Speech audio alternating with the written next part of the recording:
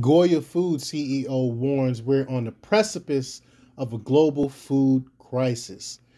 And no doubt they're going to try to blame the Russian Ukraine war, and they're not going to mention the lockdowns that's causing this, and Biden's crazy policies. They're not going to blame the real reasons behind this.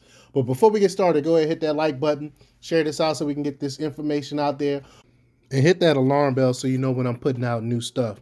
Also, check out my link tree in the description. It has a link to my Patreon where I can talk about things I can't talk about here. It also has a link to my merch store where I have Let's Go Brandon t-shirts. I will not comply t-shirts, so check those out. It's all made in-house.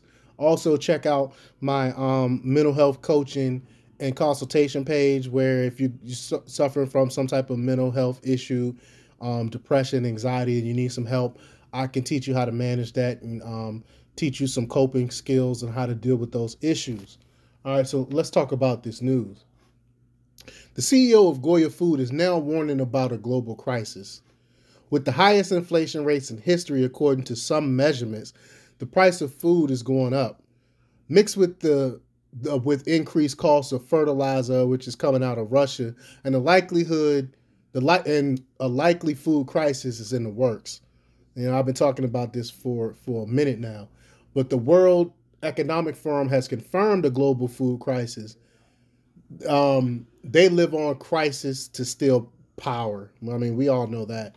I don't trust any one of them. Klaus Schwab and the George Soroses and all these guys. I don't trust none of them.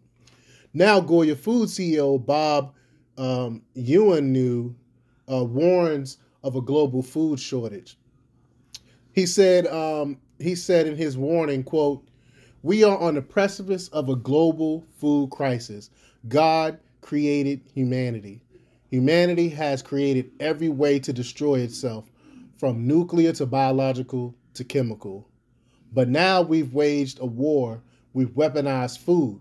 In the Ukraine, between the Ukraine and Russia, they represent 50% of the world's production of fertilizer, 30% of wheat, 20% of corn, and 2.5 million acres of sunflowers, other food and minerals.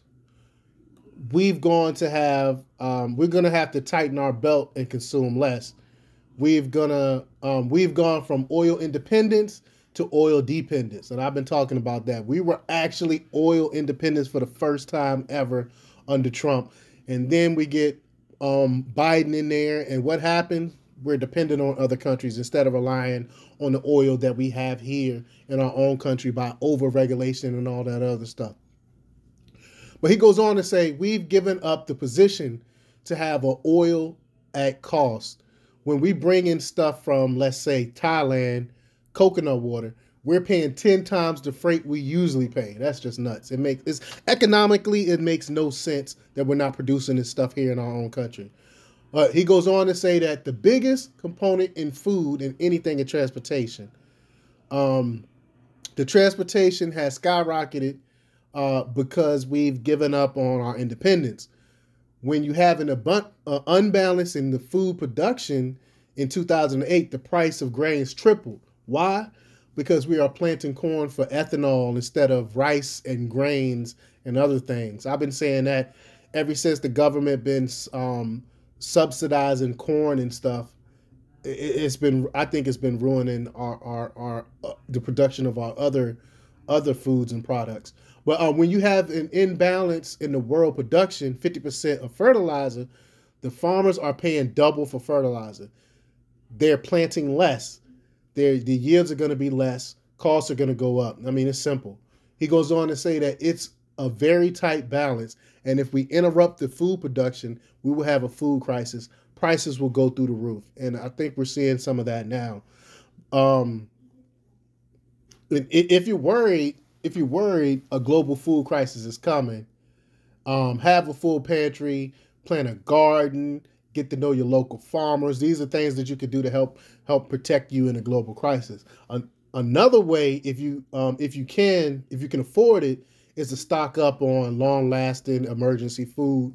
a lot of those are selling too, so you might want to get those too, because I hear a bunch of these places are running empty. Emergency food means food kits packed with 2,000 plus calories a day that lasts a long time. Some for as long as 30 years. You know, I remember the episode of The Office when Dwight came to the office with all his food that was expiring and he was trying to eat it all. It was hilarious. But I digress.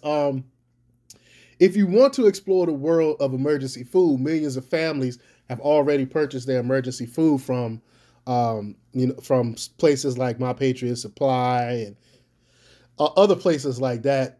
So check. I mean, they're not a sponsor of me or anything like that, but I just hear wonderful things about them. So check those out if you're interested in that stuff.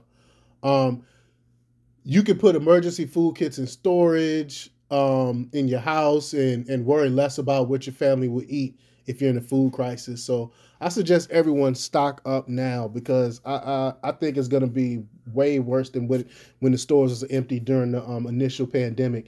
So start stocking up now. Prepare your family. Let your friends know to start stocking up, because I think it's coming. But let me know what you think. Leave your comments down below. Like, share, and subscribe. And check out themarkrepublics.com for the latest in news. Until next time, peace.